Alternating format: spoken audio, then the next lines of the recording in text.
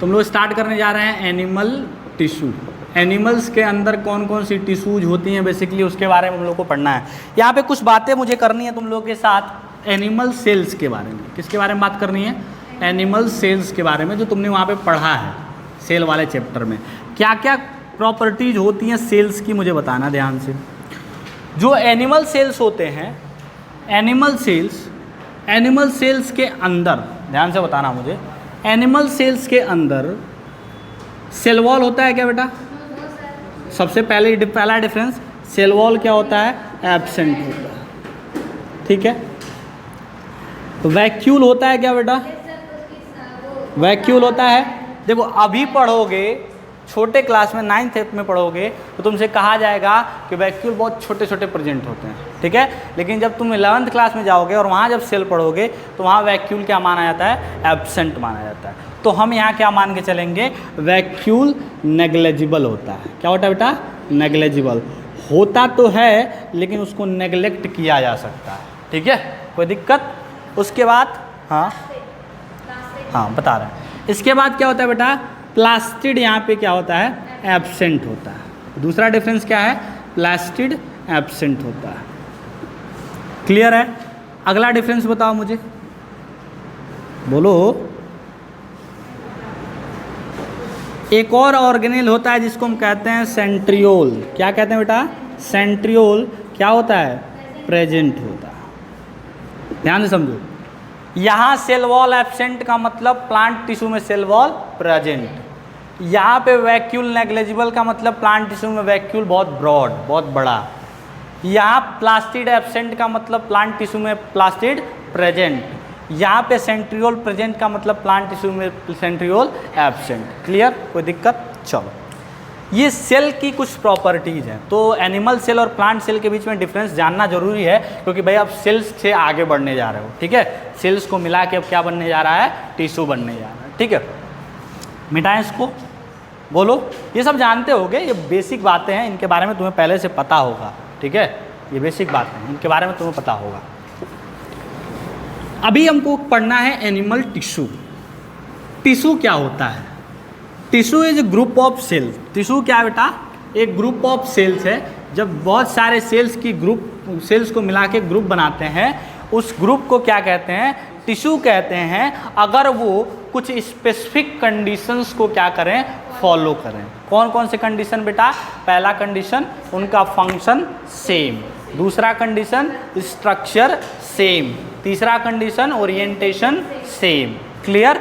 तो अगर जैसे मान लो, सिंपल सा मतलब कि अगर उस टिश्यूज के सारे सेल्स का स्ट्रक्चर सेम है, बात समझ में आ रही है? सेल्स का स्ट्रक्चर, जैसे मान लो एग्जांपल लेके चलते हैं, स्ट्रॉ होता है। स्ट्रॉ देखा है? तो स्ट्रॉ किस लिए होता है? ताकि कोई लिक्विड है, कोई फ्लूइड है, उसको क्या कर सकें? हम सक कर सकें, ठीक है, इसके लिए होता है। तो यानी कि जितने भी सकिंग मटेरियल होंगे, मतलब उसको सक करने वाले जितने भी अपैरेटस होंगे, उन अपैरेटस का जो स्ट्रक्चर होगा वो स्ट्रॉ के जैसा होगा। मतलब याद करो, मैंने बताया था कि हर एक फंक्शन के लिए एक आइडियल स्ट्रक्चर होता है। बात समझ में आ गई?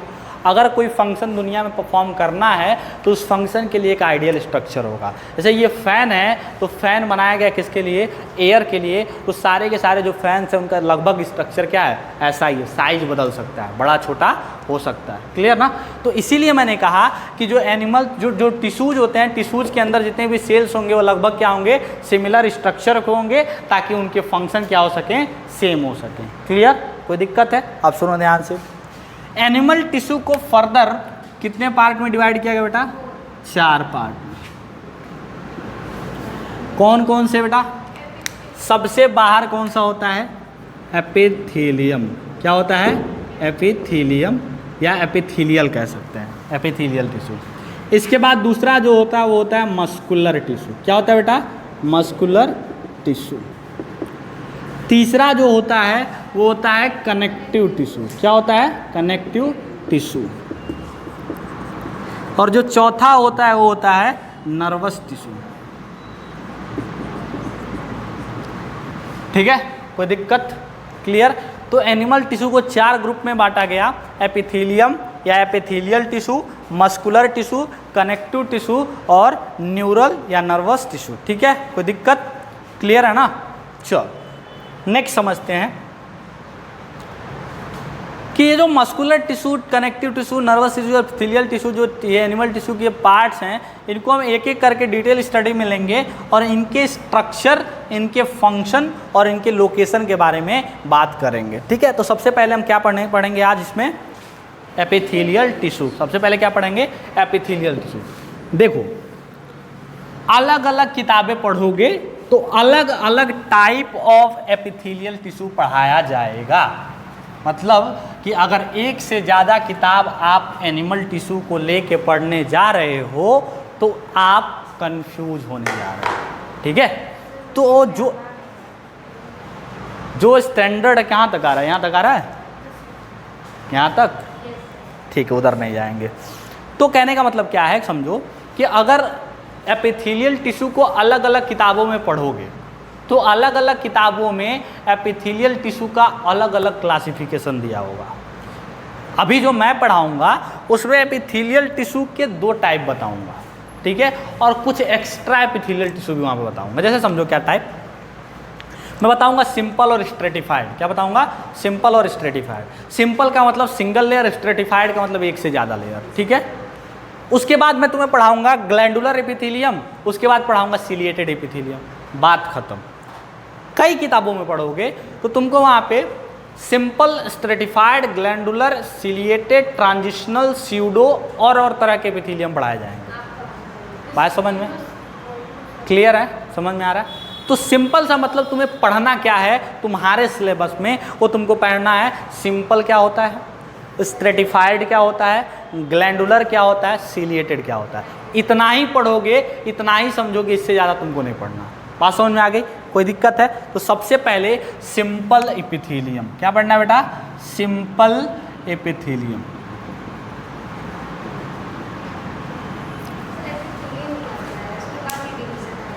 क्या सब अभी उसी में आ जाएगा, घबराओ नहीं। सिंपल एपिथेलियम क्या होता है, ध्यान से समझो।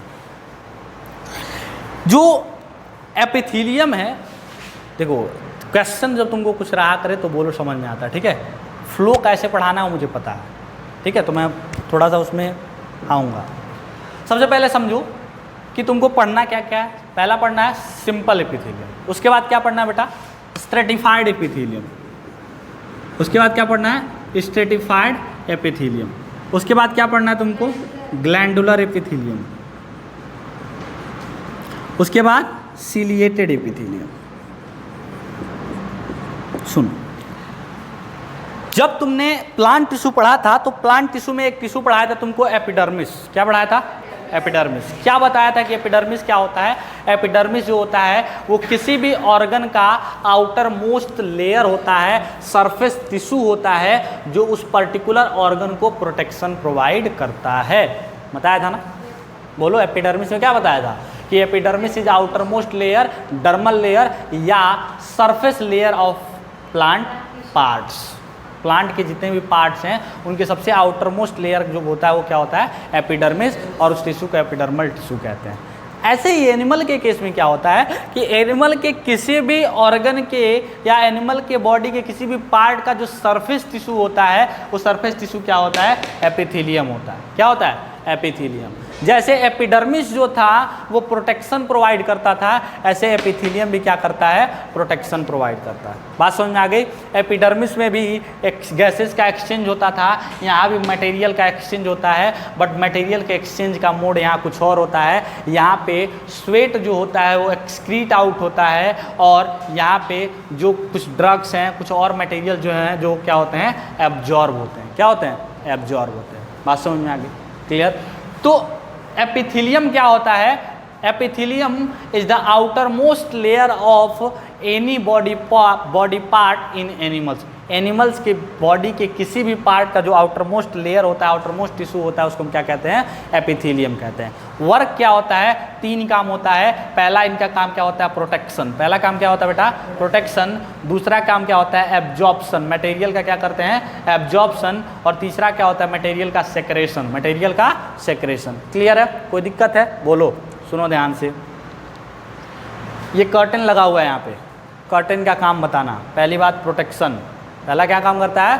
प्रोटेक्शन, कि कोई मटेरियल बाहर से अंदर ना आ पाए। पहला काम क्या है बेटा? इसका प्रोटेक्शन है। दूसरा काम क्या हो गया इसका बेटा कि अगर कोई मटेरियल अंदर लेना है तो अगर मुझे ज़रूरत है तो मैं इसको हटा के मटेरियल अंदर ले सकता हूँ, या कोई मटेरियल अगर एक्स्ट्रा है तो इसको हटा के मटेरियल बाहर कर सकता हूँ। ऐसे ही क्या है कि हमारा जो स्किन है ये भी एक एपिथेलियम है। स्किन क्या है? एपिथेलियम है। इस स्किन का वर्क समझो। ये तो पहले तो एनवायरनमेंट के अदर फैक्टर से प्रोटेक्शन करता है। दूसरा, जो बॉडी के जितने भी वेस्टेज है उनको सेक्रेट के फॉर्म में यहाँ से क्या जो हमारा स्वेट है उसके फॉर्म में यहाँ से क्या करता है? सिक्रीट आउट कर देता है, करता है। और जो बॉडी के, अब जैसे बॉडी के अंदर जैसे मान लो स्टमक है, ऐसे समझो, ये स्टमक का स्ट्रक्चर ऐसे बनाते थे, बोलो ऐसे ही तो बनाते थे, ये तो स्टमक का स्ट्रक्चर बनाते थे।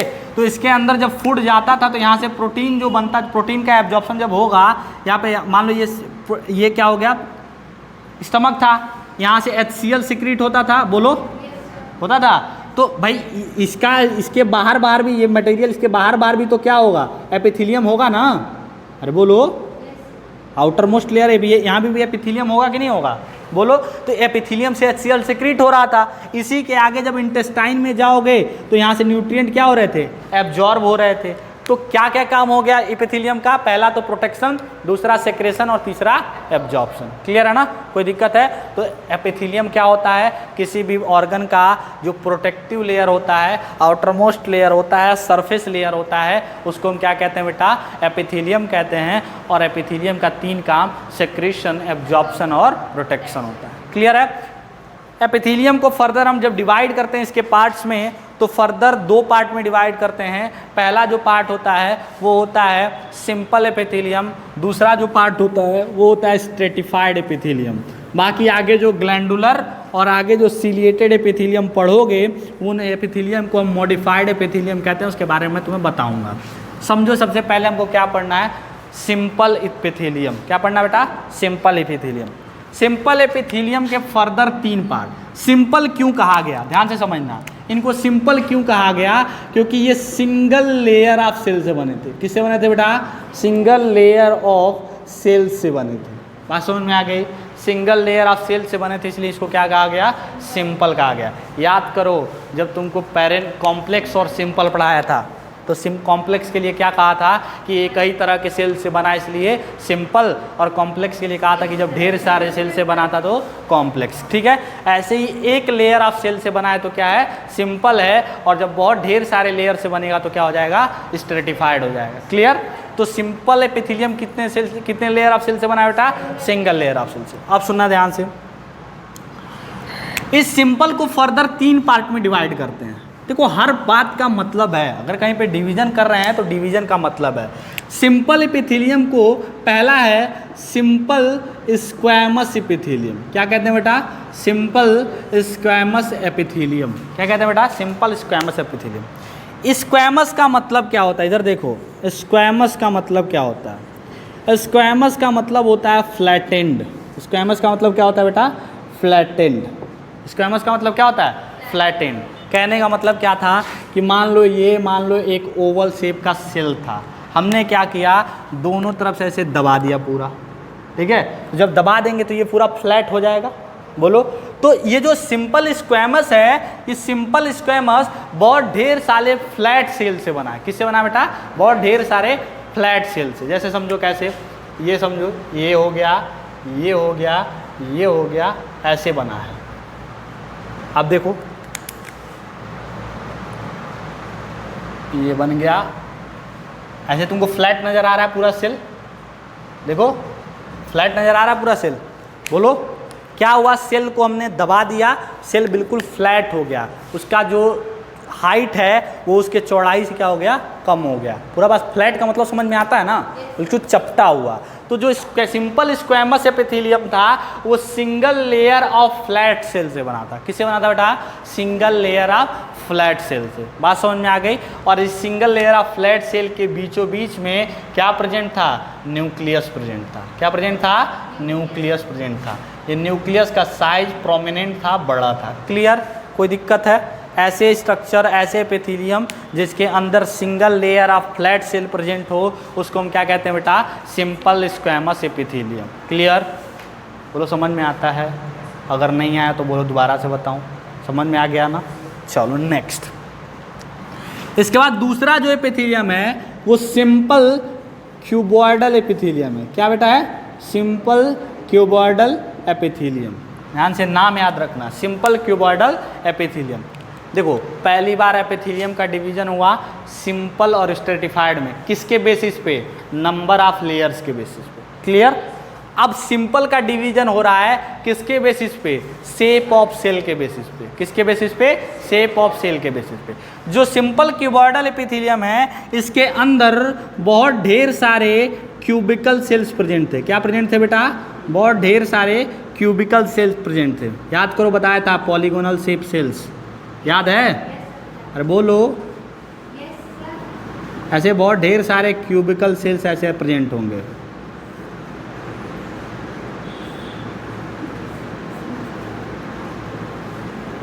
ठीक है, तो देखो सिंपल सा ध्यान से मुझे बताओ, ये ज़्यादा लेयर हो जाएगा, एक ही लेयर में प्रेजेंट होगा। देखो यहाँ पे पहले वाले में क्या थे? फ्लैट सेल अरेंज थे एक सिंगल लेयर में, तो क्या बन गया? Simple squamous epithelium. अभी क्या है? बहुत ढेर सारे क्यूब शेप के, जैसे समझो वो आता है ना क्यूब खेलने वाला, ठीक है, क्यूबिक, उसको बहुत ढेर सारे क्यूब को क्या करो? एक ही लेयर में ऐसे अरेंज कर दो, क्या बन जाएगा? Cubical epithelium. क्या बन जाएगा? Cubical epithelium. क्लियर? इस क्यूबिकल एपिथेलियम में शेप क्या है? क्यूब शेप का। और इसका जो न्यूक्लियस है वो कहाँ प्रेजेंट है बेटा? सेंटर पे। कहाँ पे प्रेजेंट है? सेंटर पे। क्लियर? कोई दिक्कत? अभी स्ट्रक्चर बता रहा हूँ, फंक्शन एक साथ बताऊंगा तीनों का। इसके बाद जो होता है स्क्वैमस एपिथेलियम के बाद सिंपल कॉलमनर एपिथेलियम। क्या होता है बेटा? Simple columnar epithelium. क्या होता है? Simple columnar epithelium. नाम से ही पता चल रहा होगा कि इसमें बहुत ढेर सारे सेल्स होते हैं जो कॉलम के शेप के होते हैं। किस शेप के होते हैं बेटा? कॉलम के। कॉलम पता है ना? अरे बोलो, नहीं पता है? पता है ना? ये भी कॉलम है, ये जो तुम्हारे सामने जो पंखा लगा हुआ है ये क्या है? कॉलम है। ठीक है, तो कॉलमनर शेप के सेल्स प्रेजेंट होते हैं और उनका एक सिंगल लेयर होता है, तो उसको हम क्या कहते हैं? Simple columnar epithelium. देखो बेटा नाम से ही डेफिनेशन याद रखने की कोशिश करो। सिंपल का मतलब क्या होता है? Single layer. सिंपल का मतलब क्या है? Single layer. अगर एपिथेलियम की बात कर रहे हैं सिंपल की, तो उसका मतलब क्या है? Single layer. और अगर स्क्वैमस कह रहे हैं तो फ्लैट सेल, क्यूबॉइडल कह रहे हैं तो क्यूब शेप सेल, और अगर कॉलमनर कह रहे हैं तो कॉलम वाले शेप। तो ऐसे देखो नाम के जैसे डेफिनेशन मैंने पूछ लिया, what is simple squamous epithelium, तो क्या बताओगे? It is the epithelium made up of single layer of flat cell. अगर मैंने कहा कि what is cuboidal cell, cuboidal epithelium, simple cuboidal epithelium, तो क्या कहोगे? It is epithelium made up of single layer of cube shape cell. ऐसे ही columnar पूछ लिया तो made up of single layer of columnar cell. बात समझ में आ गई? दोनों के न्यूक्लियस कहाँ पे हैं? सेंटर पे, लेकिन इसके न्यूक्लियस कहाँ पे प्रेजेंट होते हैं बेटा? बेस पे, नियर टू बेस। कहाँ पे प्रेजेंट होते हैं? Near to base. तो यहाँ पे कभी कभी क्या होता है, देखो पहचानने का तरीका क्या है। कभी कभी तुमसे क्वेश्चन में क्या करेंगे, इधर ध्यान से देखो, क्वेश्चन में क्या करेंगे कि लगभग क्यूब शेप का सेल बना देंगे और उसमें क्या करेंगे? न्यूक्लियस एकदम नीचे रख देंगे और तुमसे कहेंगे पहचानो कौन सा सेल है, कौन सा एपिथेलियम है। कौन सा एपिथेलियम? कॉलमनर। न्यूक्लियस के पोजीशन के बेसिस पे यहाँ बताओगे कौन सा कॉलमनर है और कौन सा क्यूबॉइडल है। क्लियर ना? कोई दिक्कत? फंक्शन देखना, तीनों का फंक्शन एक साथ, याद करने का तरीका भी तुमको मिलेगा।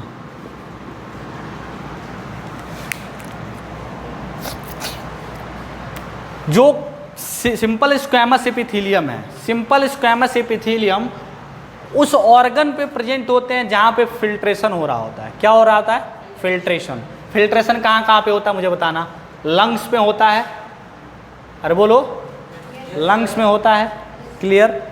नेफ्रॉन में होता है। अरे बोलो, किडनी में नेफ्रॉन जो होता है उसके अंदर होता है। तो सिंपल सा मतलब समझना कि ये मैं एग्जांपल बता दे रहा हूँ, फंक्शन ही डायरेक्ट बता दे रहा हूँ, फंक्शन से याद रखना। ऐसे जगह जहाँ पे फिल्ट्रेशन हो रहा होगा, क्या हो रहा होगा बेटा? फिल्ट्रेशन, वहाँ पे क्या प्रेजेंट होगा? Simple squamous epithelium. क्या प्रेजेंट होगा? Simple squamous epithelium. क्लियर है? कोई दिक्कत है? बोलो, अरे बोलो।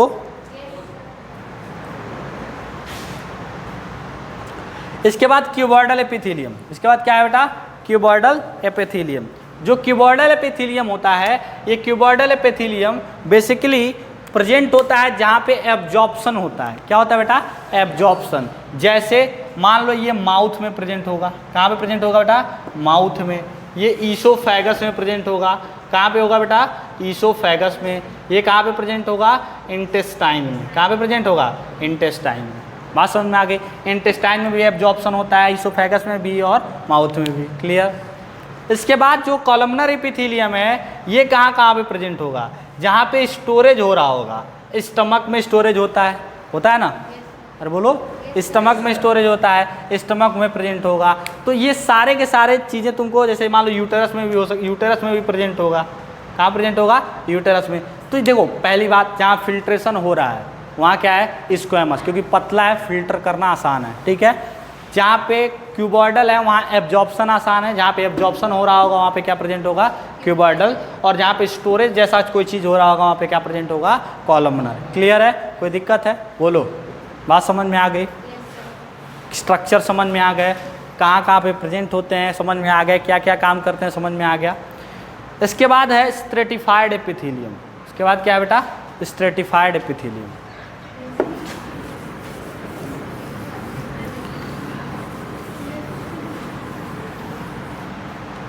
लिख लो फटाफट।